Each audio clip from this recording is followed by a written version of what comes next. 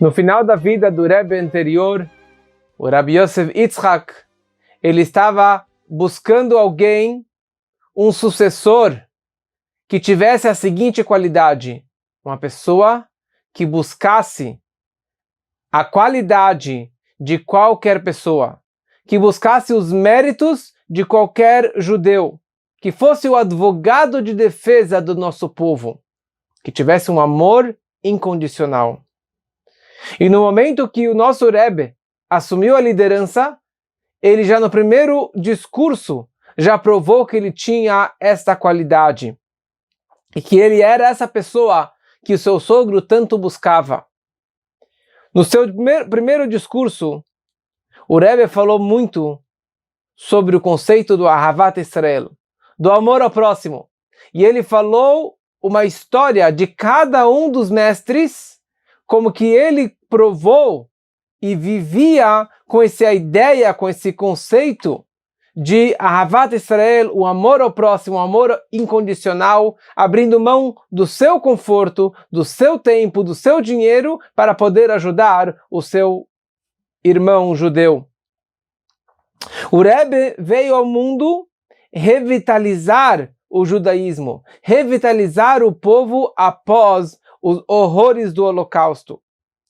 E ele veio trazer ao mundo judaico um novo approach, um novo judaísmo, uma nova visão de como encarar Torá e Mitzvot nesse século, final do século XX e principalmente do início do nosso século XXI, como conseguir conciliar a modernidade, a assimilação e tudo que tem no mundo junto com o judaísmo, junto com a Torá.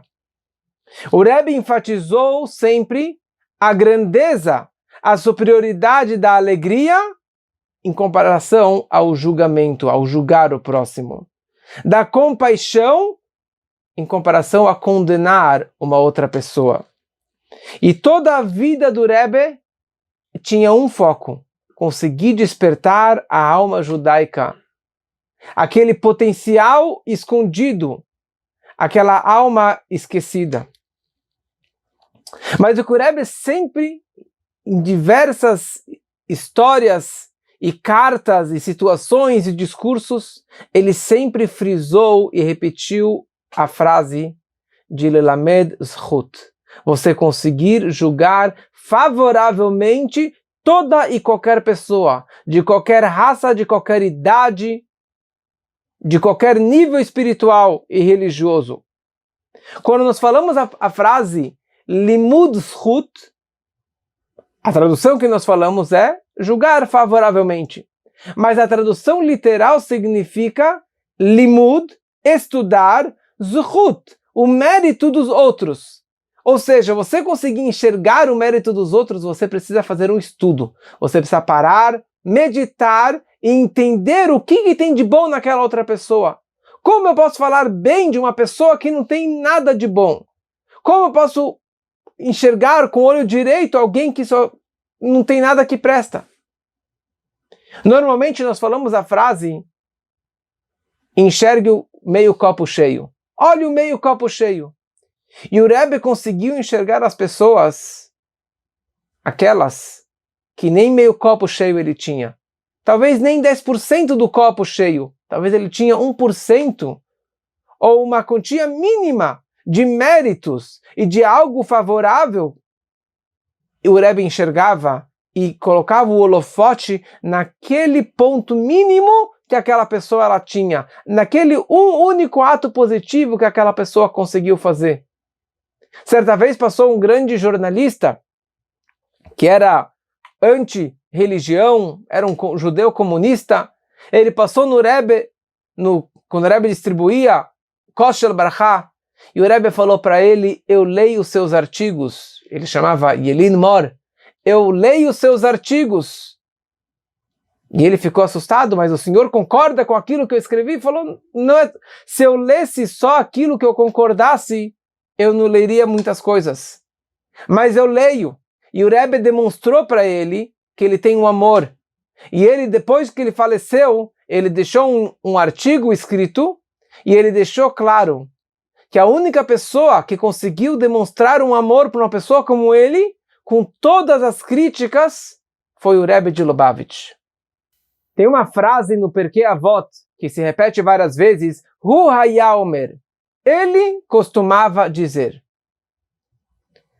E o Rebbe nos ensinou que essa frase significa o seguinte, Hu, ele, vírgula, Haya era, Omer, ele falava. Era uma ideologia de vida. Era uma filosofia de vida. Tudo o que os sábios do Talmud ou do Pirkei Avot, da ética dos pais, falavam, Hayá, primeiro ele vivia desta forma e depois ele pregava e ensinava para os alunos. Por Rebbe pregar e ensinar isso para todos nós, de como que devemos ter esse amor incondicional e julgar favoravelmente qualquer pessoa, primeiro o Rebbe vivia dessa forma e depois ele poderia nos ensinar para que nós também nos comportemos dessa forma. No resgate de Entebbe, de Uganda, que aconteceu em julho de 76, conhecida a história, o filme, como que o exército de Israel, com muita coragem, fez o resgate, salvando 102 judeus dos 106 que estavam lá presos e matando todos os terroristas. E o Rebbe, no seu discurso, naquele Shabat, o Rebbe elogiou os Hayalim, os nossos soldados da Tzavá, e o Rebbe ressaltou a coragem destes soldados. Como que eles largaram Israel, arriscando a sua vida, fazendo uma viagem distante, com tudo que tinha em perigo naquela situação. Em 90 minutos eles conseguiram salvar toda aquelas 102 pessoas. E o Rebbe elogiou bastante os nossos soldados. Para variar, alguns rabinos famosos, eles chegaram e começaram a criticar o Rebbe de Lubavitch. Como o Rebbe consegue elogiar estes soldados que muitos deles não eram religiosos? Como o Rebbe consegue falar que Deus fez milagres por pessoas como essas? Infelizmente, tinham pessoas que pensavam dessa forma e fizeram essas críticas contra o Rebbe. O Rebbe poderia simplesmente criticar esses rabinos, xingar, falar o nome deles, como que eles falam uma coisa como essa? Ao invés de criticar os rabinos, o Rebbe tentou explicar e tentou limud zichut, entender a situação, o comportamento, o porquê ele falou dessa forma, o porquê ele pensa dessa forma. Talvez esses rabinos, eles nasceram ou foram educados num lar, num berço sem amor, sem carinho. E por essa razão eles criticaram dessa forma, eles não conseguem enxergar com carinho uma outra pessoa. O Rebbe nunca falou o nome de alguém que o criticou. Ele sempre tentava não falar mal de uma pessoa. Se é qualquer pessoa que seja, sempre enxergar aqueles 10% ou aquele 1% do copo cheio para conseguir julgar favoravelmente aquela pessoa. Nessa semana, na Parashá de Korach, aconteceu uma situação muito parecida como essa. Korach era primo de Moshe e ele ficou com inveja, ciúmes da liderança de Moshe, do irmão do Moshe, que era Aharon, o sumo sacerdote, e o primo caçula deles, que era Elitzafan ben Uziel, que virou líder da tribo de Kehat.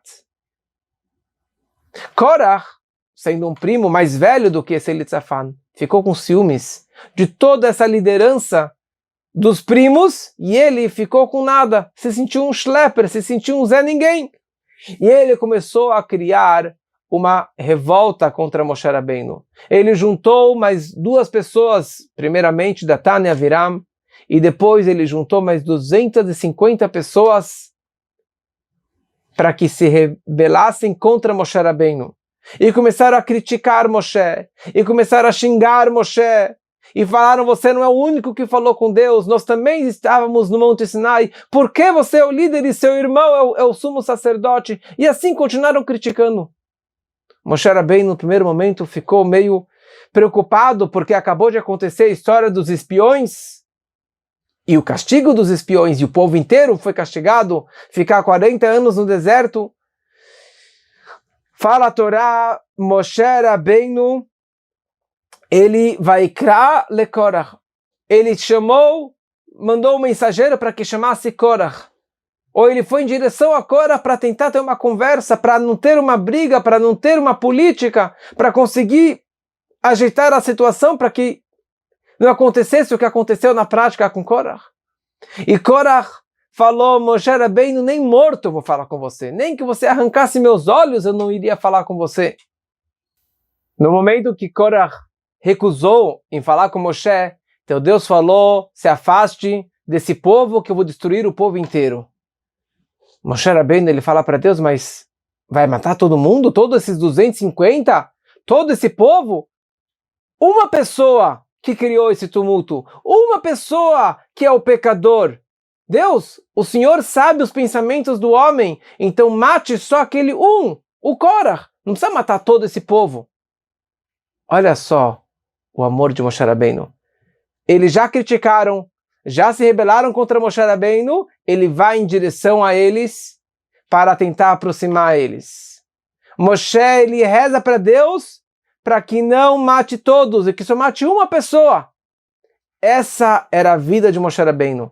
Mas, de novo, só o Rebbe para conseguir enxergar dessa forma. Só o Rebbe conseguir julgar cada situação favoravelmente. Em outros lugares, o Rebbe explica qual era a intenção positiva de Korach. Qual era a intenção positiva dos espiões e de outros grandes pecadores que eles tinham boas intenções, boas kavanot. Dia 4 de Tammuz é o Yortzeit do Reb Mendel Futterfass, de um grande discípulo do Rebbe anterior e do nosso Rebbe, um Hassid fervoroso russo, que ele difundiu o judaísmo pela Rússia comunista e acabou sendo preso, mandado para a Sibéria, mas a vida toda dele era ajudar um outro judeu, ajudar um outro Hassid. Ele conseguiu salvar centenas e centenas de judeus para que cruzassem a fronteira da Rússia comunista e que fossem para o mundo livre. Até que ele foi preso, foi mandado para a Sibéria, e quando ele sai da Sibéria, a primeira coisa que ele faz quando ele chega na cidade, como que está a mikve local? Vamos reconstruir a mikve. E ele juntou dinheiro para construir aquela nova mikve. Quando ele foi para outra cidade, ele queria saber como as crianças estavam estudando Torá, como que estava a yeshiva local. Essa era a vida dele sempre, porque isso que ele aprendeu do Rebbe, de conseguir, de abrir mão do seu conforto, do seu dinheiro, de tudo aquilo que ele tem para poder ajudar o próximo. E isso ele falou certa vez no Farbrengen, numa reunião hassídica. Ele disse que existem 3 tipos de amor ao próximo, de Ahavat Israel. O primeiro nível é quando você vê um amigo, um colega, que se comportou mal, que fez algo de errado, que pecou, e no primeiro momento você fala, oi, véi, que pena que ele aconteceu tal coisa, ou que ele fez tal coisa errada. E a segunda frase que você fala, como eu posso ajudar? Será que eu posso ajudar de certa forma? Será que eu consigo te melhorar a tua situação? Isso é o primeiro nível de Ahavat Israel. Um segundo nível é quando você fez algo de errado e você tem um amigo do peito que você consegue compartilhar com ele a sua dor, a sua situação negativa, e o seu amigo, no primeiro momento, ele já te fala, vamos melhorar isso, eu vou te ajudar, e ele te leva para cima, ele consegue te ajudar. Ele é um verdadeiro amigo, ele tem muito Ahavat Israel.